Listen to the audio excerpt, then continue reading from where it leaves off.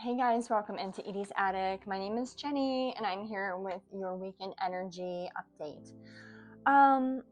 So I've been doing some self-reflection myself. I've been going in and thinking about some things. And, I've come to understand that when we talk about collective readings, people grouped up into groups of people where certain topics or information or messages are directed towards certain groups of people, usually based off of life paths, experiences, frequencies. I'm starting to realize that sometimes, so we can deliver messages through downloads, through channeling. We can do it through reading cards. We can use many different various methods of retrieving messages to give a certain collective the information that they need. But it's also really important, Spirit wanted me to share with you, if you're watching this, that sometimes just our personal stories,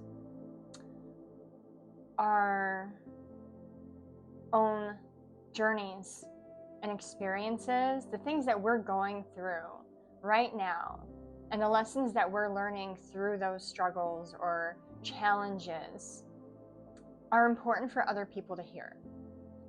Because if you are in a collective of people that are going through the same experiences or are possibly going to have the same lessons or situations occur or have occurred, and they're going through it and they're learning how to deal with it, and they don't understand what to do next or how to understand all this information coming into them, just by you sharing your experience and how you handled it and what you did and what the outcomes were, whether good or bad, just by you sharing that, there's people out there that need to hear it.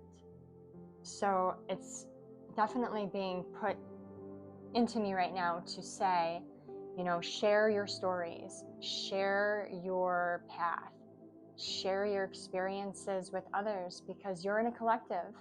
You're in a group of people that resonate with you, that are going through similar situations as you. They might not be exactly the same, but they're similar.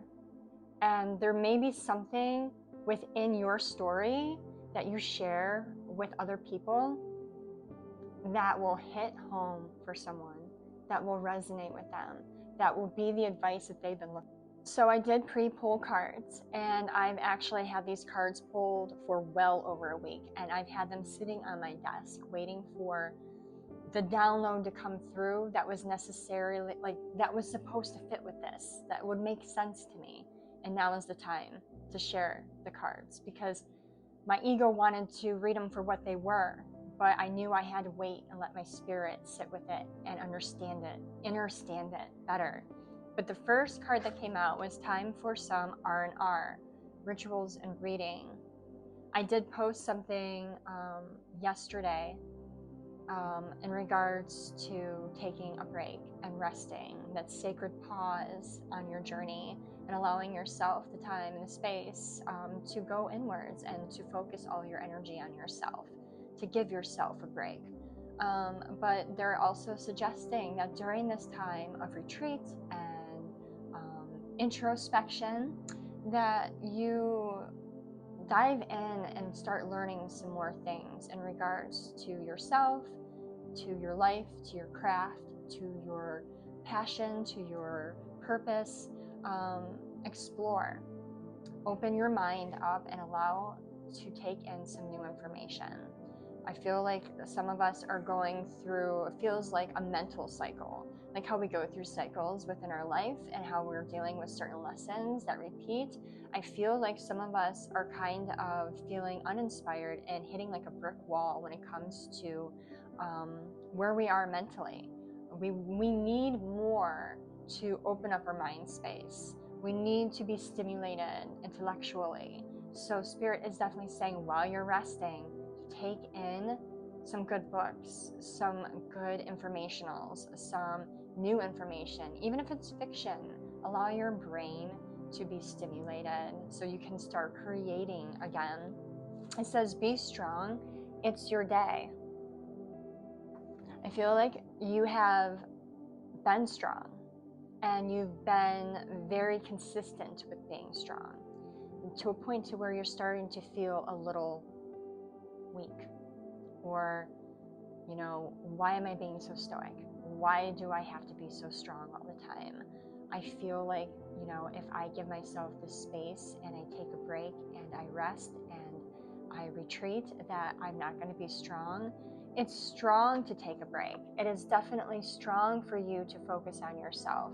You need this. It's your day. It's your time to shine. It's your time to treat yourself. Tap into source through others.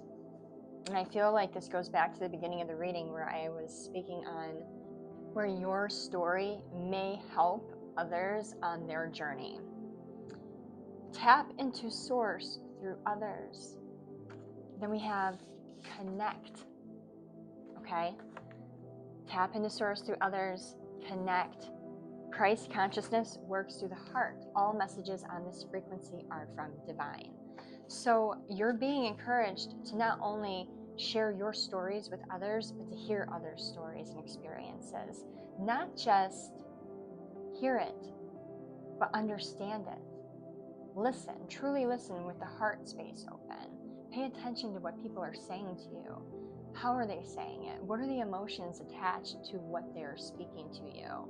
There's a call for us to become more connected, to go back to basics, which was another card I pulled. Back to basics, to a simpler time where face-to-face interactions was the only way of connecting with others. I feel like we lose so much behind a screen or through text messages and phone calls. There is a huge call for us to reconnect socially, physically, face-to-face.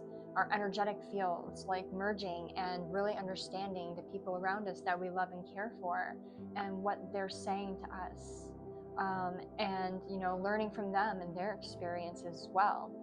And we have Mr. Duncan, the Mr. Duncan energy from Home Alone too. You know, Mr. Duncan was a giving man. He was a humble man. He was quiet. He wasn't one to brag about who he was and the money that he had and the pull and the influence that he had, but he did good because he wanted to do good. It felt good for him to lighten up someone else's life. You're being called to be that person in your circles, in your family, in your friend groups, in your workplace, in your community.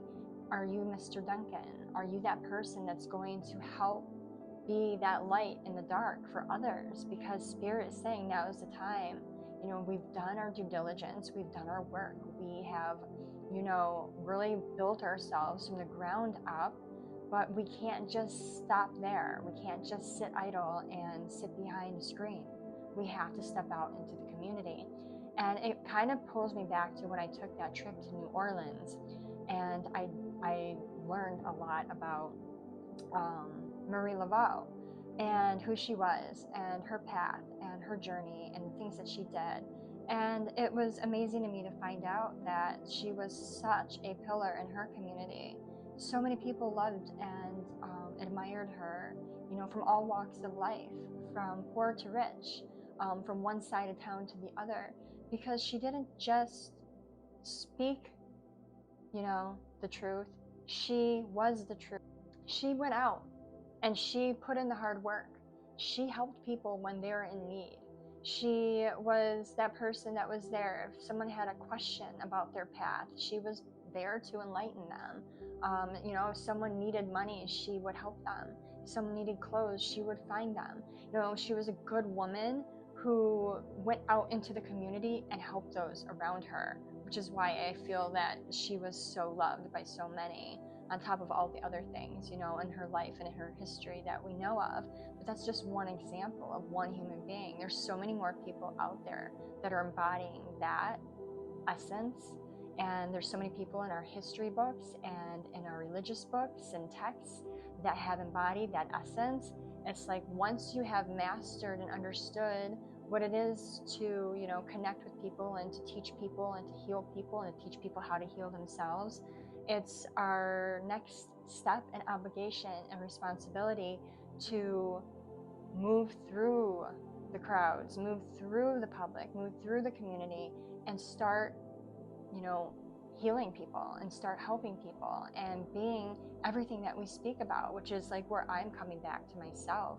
I've been pulled a lot recently to start pulling back from online activity. I'll be here still, and I'll still post and I'll still share, but coming back a little bit from the social media life and really starting to venture out into my own community and helping where I need to help, because that feels like the next thing I need to do in order to move along my path and my journey and to feel good about myself and where I am. And so, I feel like if you are in my collective and you resonate with me and you're on my frequency, that might be something that you can relate to.